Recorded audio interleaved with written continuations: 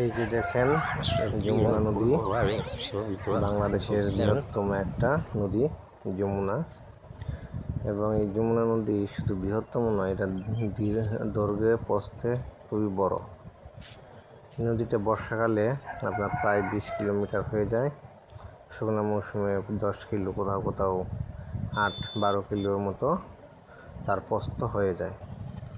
এই যে দেখতেছেন নদীতে ওই যে চর দেখা যায়, বিশাল বড় একটা চর পড়েছে।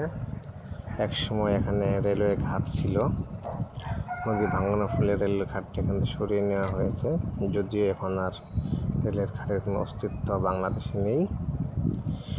এটা হচ্ছে আমাদের জামালপুর জেলায় ইসলামপুর উপজেলা কুলকান্দি ইউনিয়ন। এই যে কোথাও যদি চর কাটার প্রয়োজন হয় তখন এই জাহাজটাই ব্যবহার করা হয়, অর্থাৎ নদী খনন করার জন্য। নদীর পাড়ে যে দেখেন ছেলে মেয়েরা খেলতেছে, নদীর পাড়ে যে পাইলিং বা বাঁধ করা হয়েছে, এই যে তারা নদীর পাইলিং বাঁধে ঘর বাড়ি বেঁধে বাস করে। এগুলা হচ্ছে আপনার আখ বা ইকো, যার থেকে চিনি উৎপাদন করা হবে।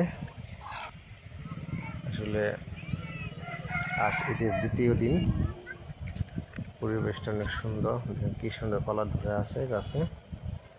আসলে আমার কাছে নদীটাই খুব ভালো লাগে। নদীর পার, নদীর পাড়ে জীবনযাত্রা, পরন্ত বিকেলবেলা দেখেন আকাশে কালো মেঘ জমে যাচ্ছে। ওই যে চর দেখা যাচ্ছে, ওই চরে মানুষগুলো ফসল আবাদ করে, ওখান থেকে তারা ফসল নিয়ে আসবে। যদি প্রয়োজন পড়ে নদী খননের, তখন এই চরটাকে যত কেটে দিতে পারে, যার জন্য এখানে একটা নদী খনন যন্ত্র আছে। দেখেন কালো মেঘ সাথে পানি কেমন নদী দেখেন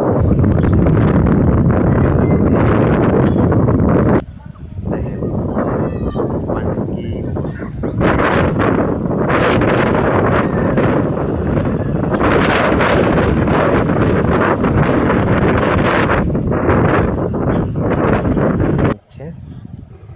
যাতে বৃষ্টিতে না ভিজে,